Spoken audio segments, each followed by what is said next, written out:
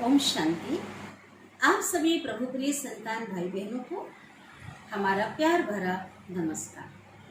तो कल हमने देखा था, इस पे एक प्रकाश डाला था कि जो मनुष्य है, वो मनुष्य की जो आत्मा है वो 84 लाख योनियों में नहीं भटकती। मनुष्य की आत्मा एक शरीर छोड़ने के पश्चात दूसरा जन्म मनुष्य जो शरीर में ही वो प्राप्त करती है।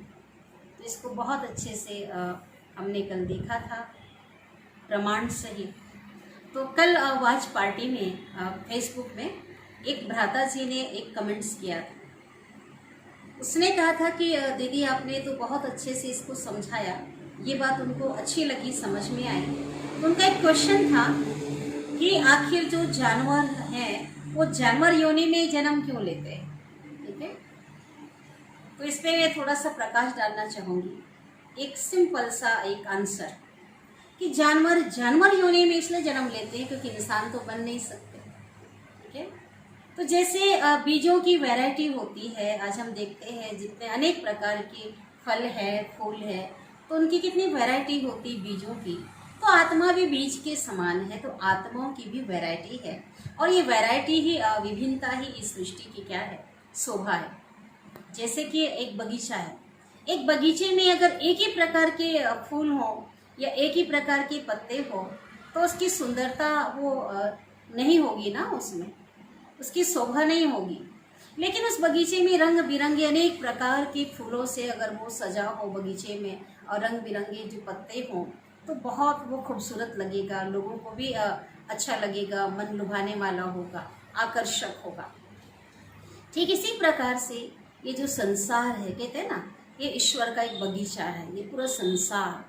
तो अगर इस संसार की एक कल्पना कीजिए, इतना विशाल संसार है, और इस विशाल संसार में केवल मनुष्य ही हों, पशु पक्षी जो जानवर हैं कुछ भी ना हो, तो कैसा होगा। एक वीरान सा एक खालीपन होगा ना। आज तो ये इससे कितनी सुंदरता है। आज जो ये जो पशु पक्षी है, आज मनुष्यों का कितना मनोरंजन करते हैं, उनका सहयोग करते हैं, उनके काम में आते हैं।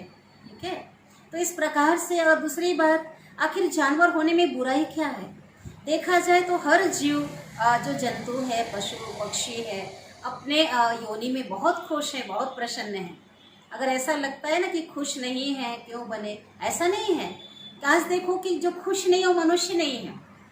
आज जो मनुष्य है ना, उनके जीवन में वो तनाव है, चिंता है, दुख अशांति है। आज उनके अंदर ईर्ष्या, द्वेष, घृणा, नफरत की कितनी भावना भरी हुई है।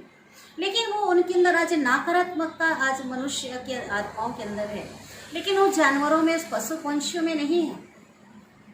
इसलिए सभी को प्रिय होते हैं। और आज जो है वो कहना चाहिए, आज कितने लाखों लोग ऐसे हैं जो एकाकी जीवन जी रहे हैं। ठीक है, जिनके अपनों ने साथ छोड़ दिया है, दगा किया है, लेकिन वो जो जानवर है और वो उनका साथ दे रहे हैं, वो उनके वफादार हैं, जो अपने मालिक के का साथ जिन्होंने छोड़ा नहीं है, और वो स्नेह का आदान प्रदान हो रहा है, एक जीने का एक सहारा बने हुए हैं। तो कितनी बात जो देखिए। उसी प्रकार से आज ये जो प्रकृति है ना, जो पर्यावरण है, इसका संतुलन भी इन सबसे बना हुआ है। तो विभिन्नता ही इसकी ये सुंदरता है, शोभा है। तो इसमें क्वेश्चन नहीं उठना चाहिए मेरे ख्याल से। ठीक है, तो बहुत सुंदर एक कुदरत की बनाई जो सृष्टि है, एक सोच समझ करके ये बनाई गई है, और हर एक का अपना अपना एक महत्व है। और एक उनका क्वेश्चन ये था कि ये आए कहाँ से। अब दूसरी बात है कि जो आत्मा है ना, तो आत्माएं आए कहाँ से, क्योंकि आत्मा का ऊर्जा का निर्माण प्रकृति नहीं कर सकती। आत्मा एक एनर्जी है, और एनर्जी की ना उत्पत्ति होती है ना विनाश होता है।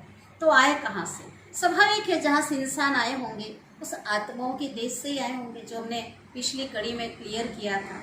जिस घर को हम सभी याद करते हैं, जहाँ हम जाने की इच्छा रखते हैं, ठीक है ना, और तो उस घर से, उस आत्माओं की दुनिया से, उस परमात्मा पिता के घर से हम यहाँ जहाँ से हम आए हैं, तो स्वाभाविक वो आत्माएं भी वहीं से आई हैं। अब क्यों आए हैं, अगर प्रश्न अगर उठता है, तो हम बोल सकते हैं कि भाई इंसान क्यों आए, क्योंकि ये संसार एक विशाल रंगमंच है, एक स्टेज है, और इस स्टेज पे हम सभी पार्ट प्ले कर रहे हैं, हम एक्टर हैं, अपना अपना एक रोल प्ले कर रहे हैं, अदा कर रहे हैं। तो वैसे उनका भी अपना रोल है, अपना भी वो पार्ट प्ले कर रहे हैं, इसलिए वहाँ पर वो आए हैं, ठीक है ना। तो इस प्रकार से आज देखा जाए तो ये दो बातें आशा करती हूँ ये क्लियर हो गया होगा।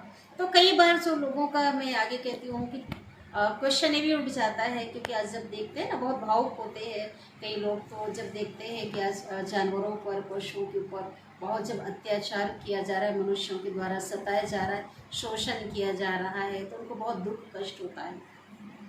अब ये क्यों हुआ, क्यों हो रहा है, क्योंकि समझ सकते हैं ना कि आज देखो ये संसार एक कलयुग के अंतिम समय एक चल रहा है, एक गिरावट की ओर चल रही है, एक पतन की ओर एक संसार जा रहा है। और मानव जो एक परमात्मा की श्रेष्ठ कृति थी, इतनी सुंदर रचना थी, और पावरलेस हो गई है, उसकी जो पावर है कम हो गई है, नील हो गई है, और इस कारण से इतनी विकृति उसके अंदर आ गई है, एक संवेदनाहीन इंसानियत है उसके अंदर खत्म हो गई, एक हैवान बन गया है इंसान। तो स्वाभाविक है वो काम कैसे करेगा, उसको उसके अंदर इंसानियत है ही नहीं, तो काम तो ऐसा करेगा ना।